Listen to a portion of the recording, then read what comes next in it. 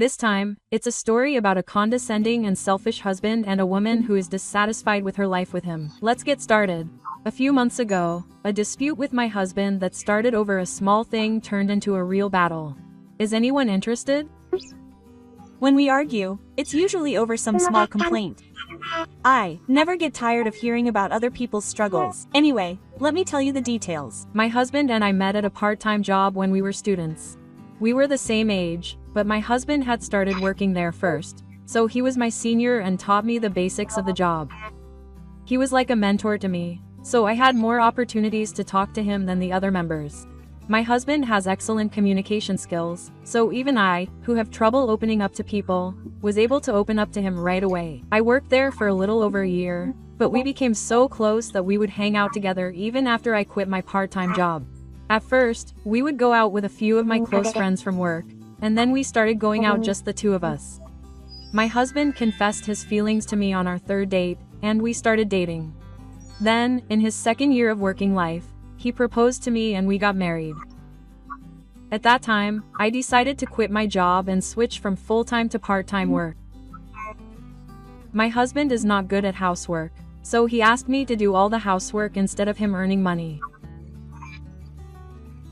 He actually wanted me to be a housewife, but I refused. My husband earns well compared to others his age, but I thought it would be stressful for me to stay home all the time. I also wanted to earn a little money for my future. My husband and I both love children, so we talked about having children when we got married. Having children costs money, so I wanted to earn as much money as possible for that time. But in reality, it didn't work out that way. We tried our best, but we couldn't have a baby. So, after consulting with my husband, we decided to start infertility treatment. And after 3 years of infertility treatment, we were able to have a child. It's expensive, and there's no guarantee that it will be successful. Infertility treatment is tough. You two worked hard together. When you're undergoing treatment, you start to feel like you're no good if you can't have a child. That's right. I was filled with anxiety while undergoing treatment. In the end, we were lucky to have a child, but my husband gradually became annoyed during the infertility treatment period. At first, he was cooperative and even took his days off to come with me to regular appointments. But he gradually stopped going with me because he had plans.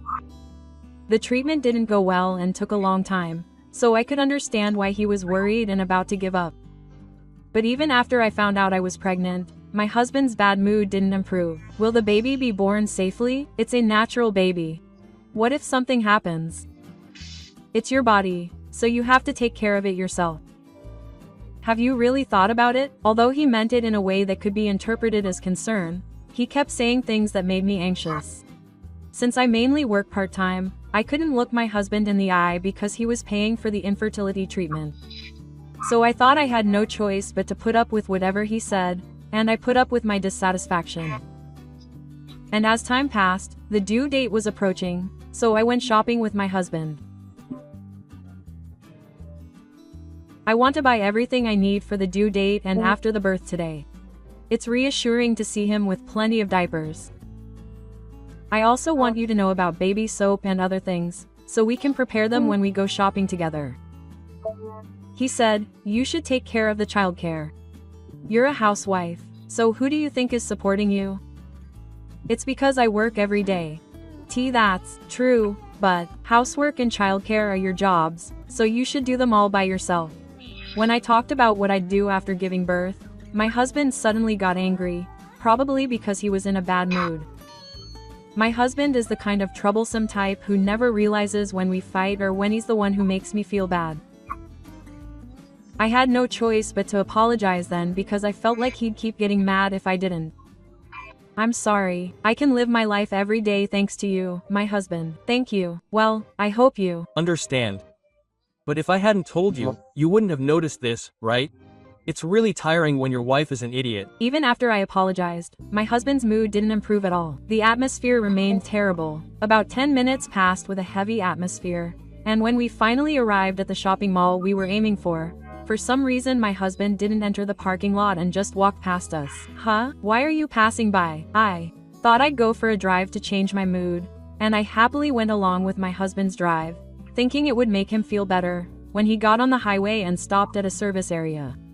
We had been in the car for quite a while, so I wondered if he could use the restroom or something. Did he feel better? My husband smiled and showed concern for me. Thank you.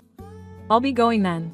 When I got out of the car, my husband gave me an awkward smile, closed the car door, and started the engine. Huh? You're getting a little cocky, trying to make me take care of the baby when I have an easy life thanks to him.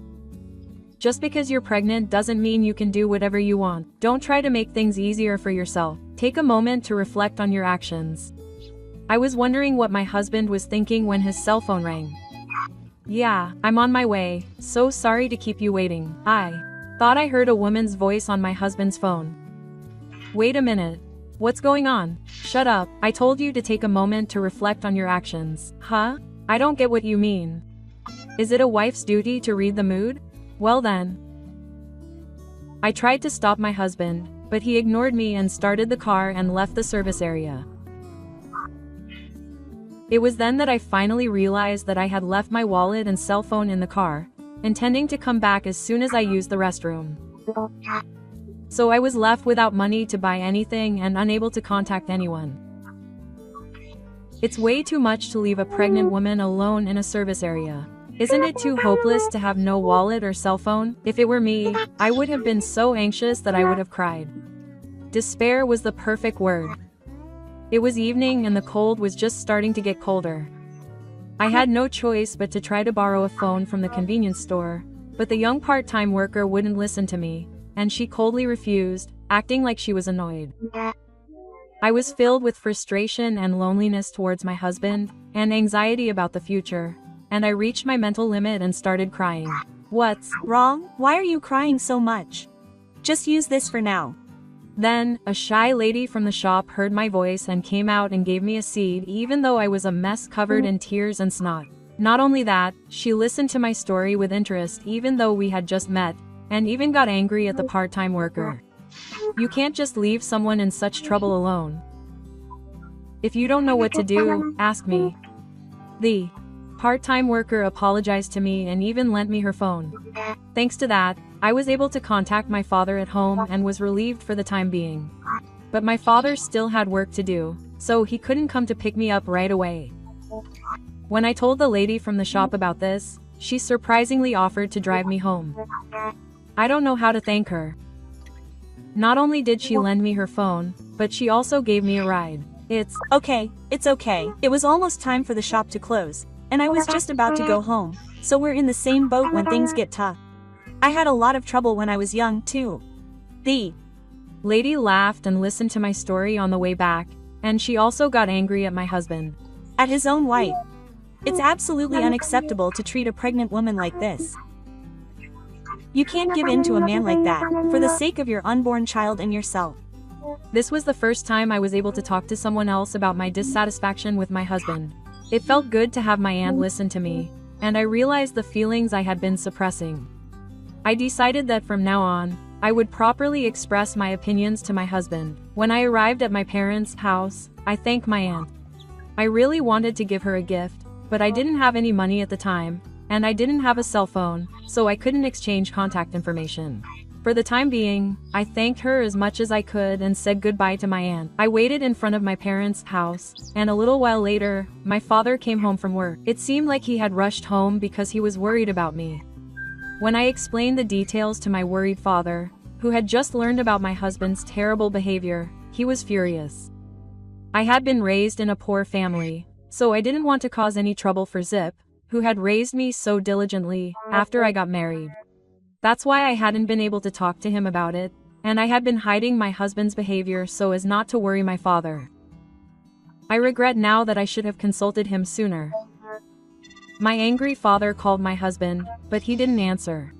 When I remembered that my husband had been on the phone with a woman and told him about it, my father seemed to have a hunch and started calling an acquaintance. That acquaintance was a former police officer who worked as a detective. My father asked that person to investigate my husband. It was already late that day, so I thought the investigation would start the next day or later, but when I told him that my husband had been on the phone with a woman and seemed to have gone to meet her, he started investigating right away. After about 3 days of investigation, they discovered that my husband had been hanging out at the house of his mistress, Yuko. She's so capable of investigating right away. She's such a reliable ally.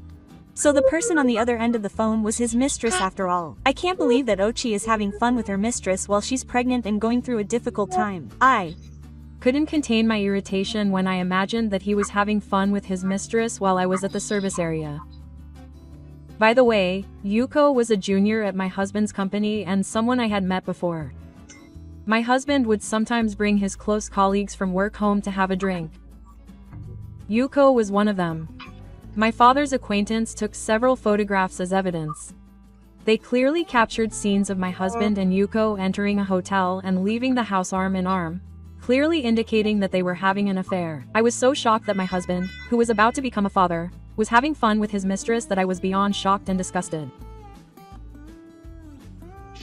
My love for my husband suddenly faded away, and I knew that he would never be an easy father. So I vowed to get a divorce for the sake of my unborn child.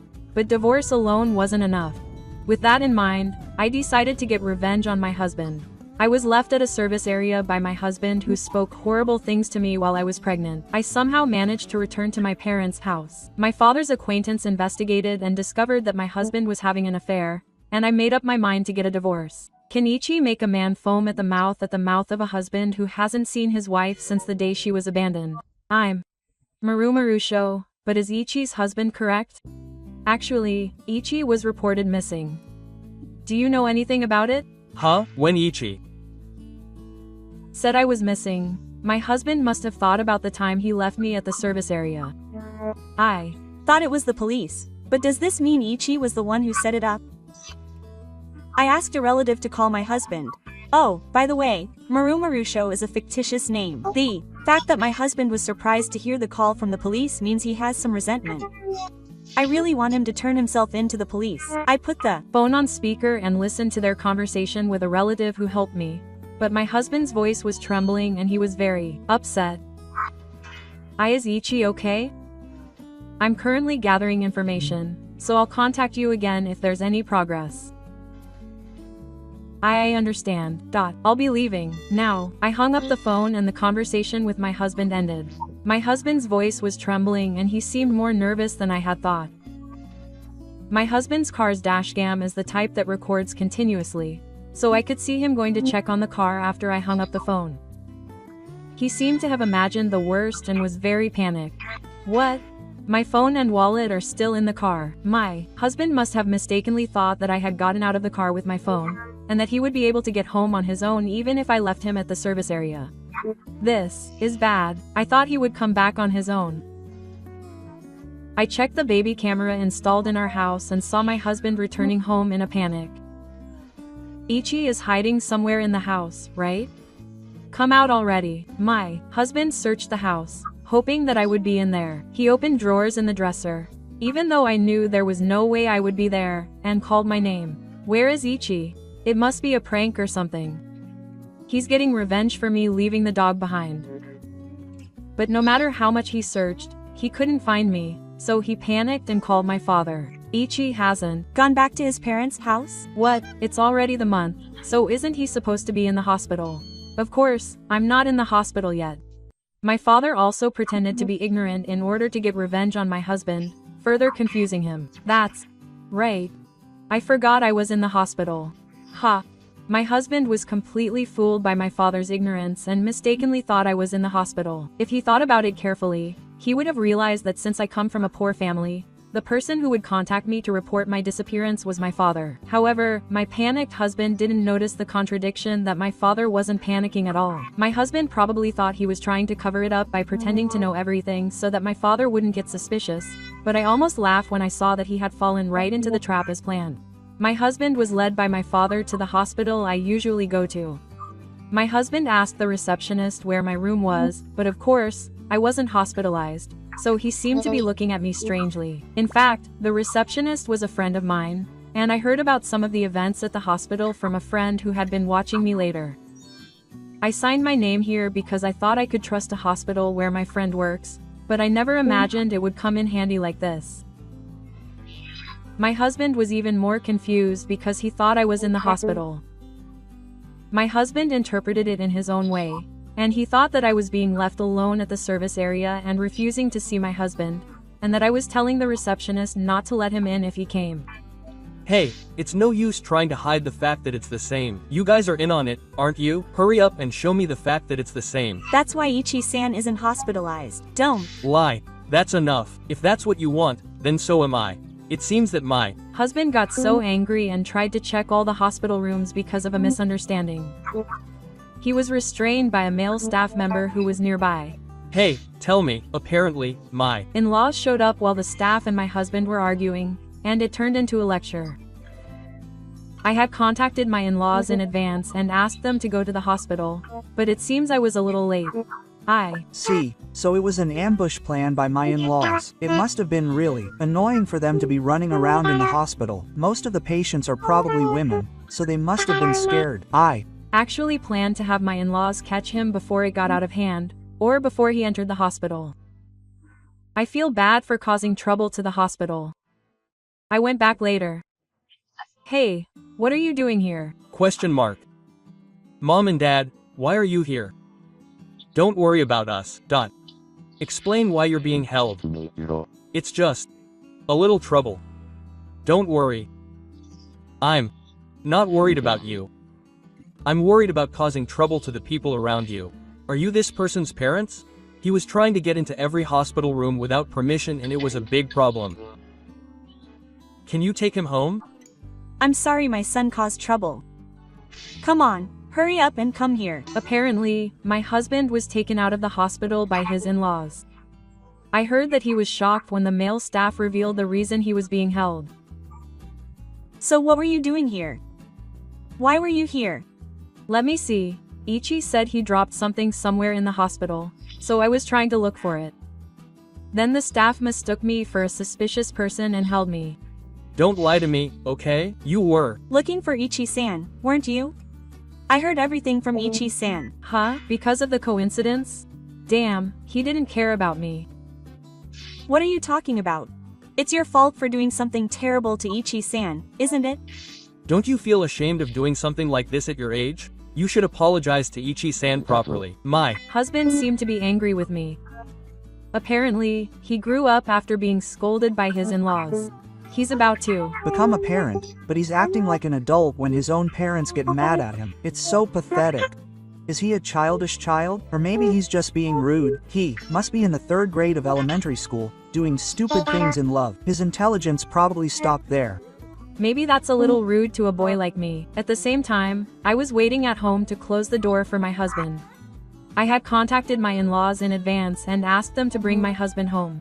While waiting for her husband, the doorbell rang, and she thought it was her husband and his wife, but instead, she saw a girl on the intercom. Apparently, she had gotten impatient because she couldn't get in touch with her husband, and had come to her house. How long is your husband going to ignore me?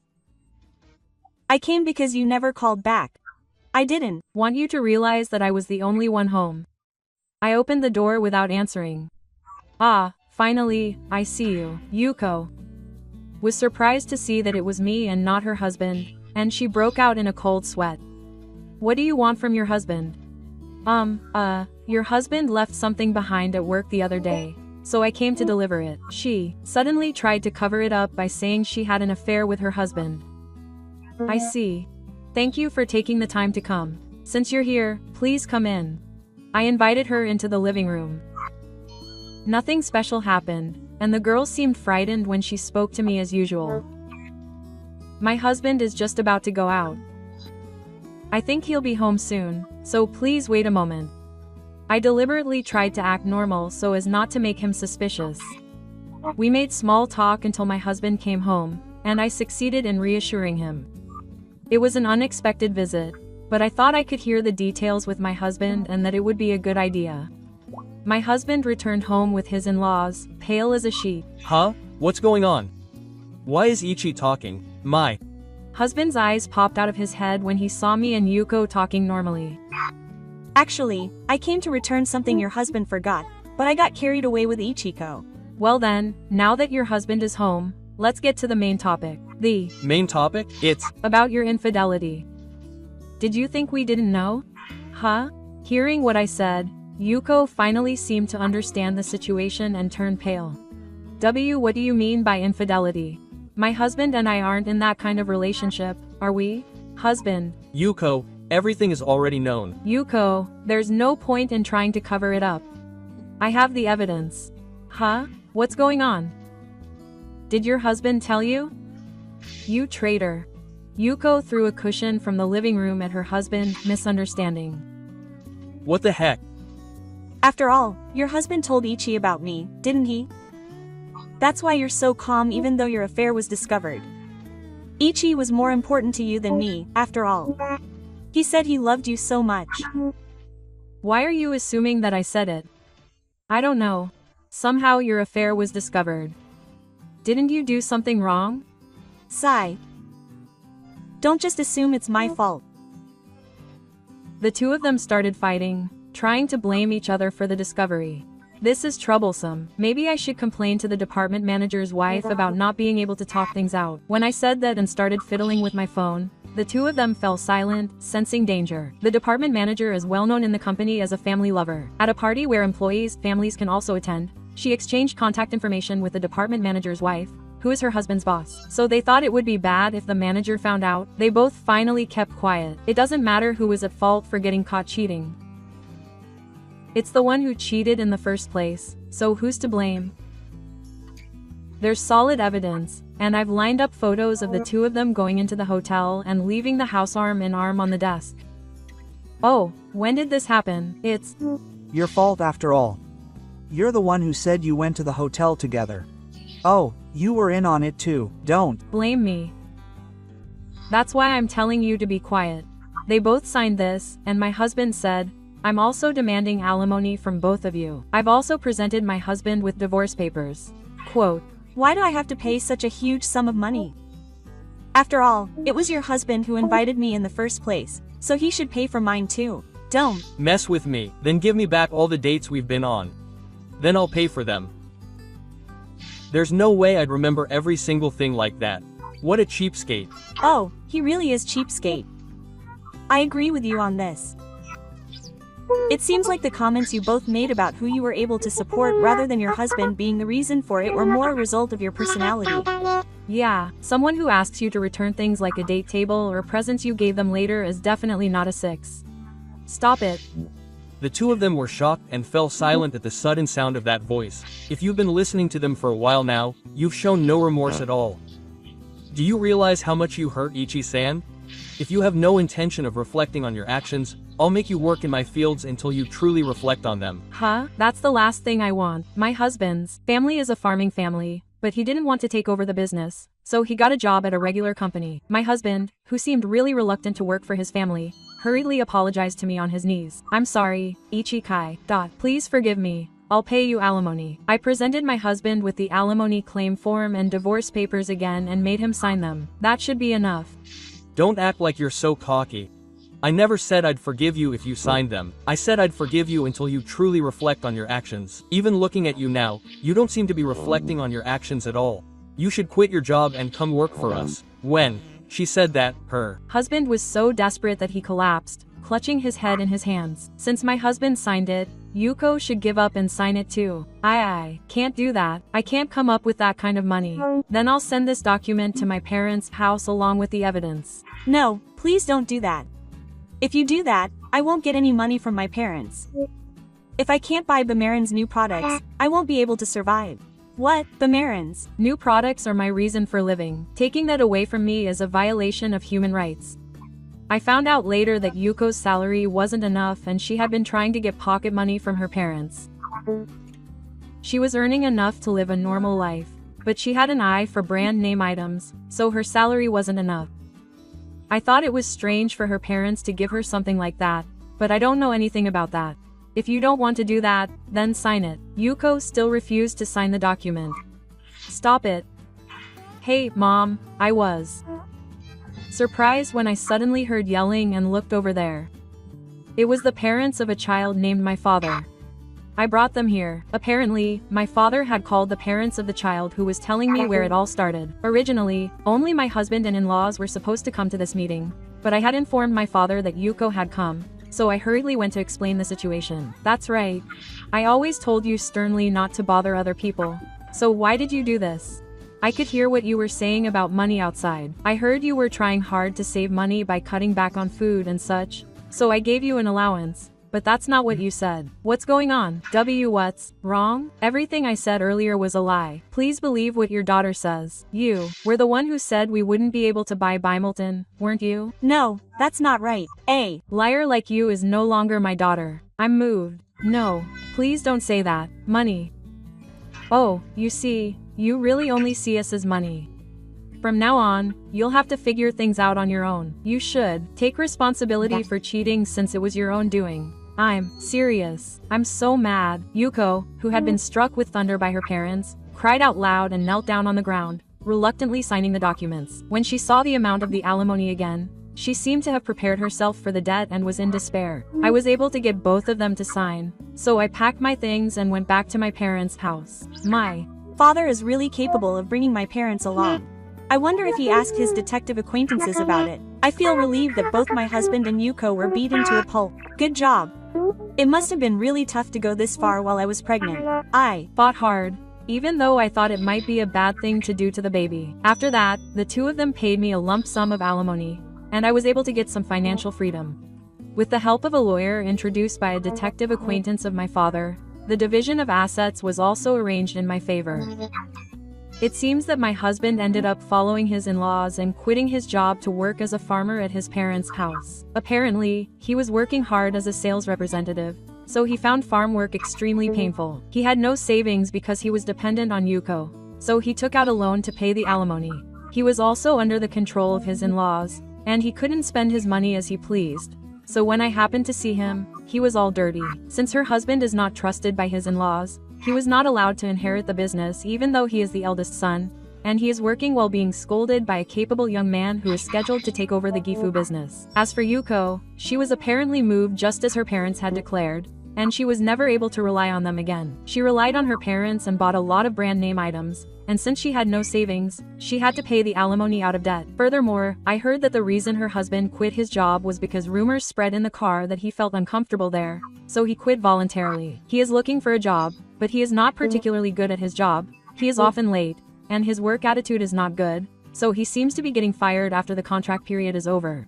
Since he has difficulty finding stable work, it seems he is forced to work part-time jobs while repaying his debts. I found out later that Yuko had approached my husband when he was frustrated because I couldn't have children. Apparently, when my husband asked her out on a date, she became a convenient playmate, and that was how the affair began. At first, he thought it was just for fun, but he gradually became drawn to Yuko's youth and dangerous nature that he couldn't leave alone. Well, it's not like my husband is attracted to a liar like Yuko, and it's not like Yuko is trying to get involved with someone else's husband. I safely gave birth to a child and am raising it at my parents' house. I felt bad about relying on my father, but he also said he wanted to look after his grandchild. So I took him up on his offer and we're raising the child together. I plan to return to work once things are settled with raising the child. In fact, I took my child to thank the lady at the convenience store at the service area who had helped me. She was so happy that she ended up doing me a favor at the convenience store. We exchanged contact information and are still friends to this day. I'm relieved to hear that you were able to give birth safely. I hope you and your child live happily together. You wouldn't think you'd have such a wonderful encounter while being left at a service area, would you? I'm glad I was able to thank the old lady too. Thank you for listening until the end. Thanks to everyone, I feel much better. I'll continue to do my best to raise my children. This was a story about a selfish husband and his cheating wife being sold alive at a grave in the morning. Do you know anyone who tries to take advantage of everyone and get money from them? Please let me know in the comments. Thank you for watching.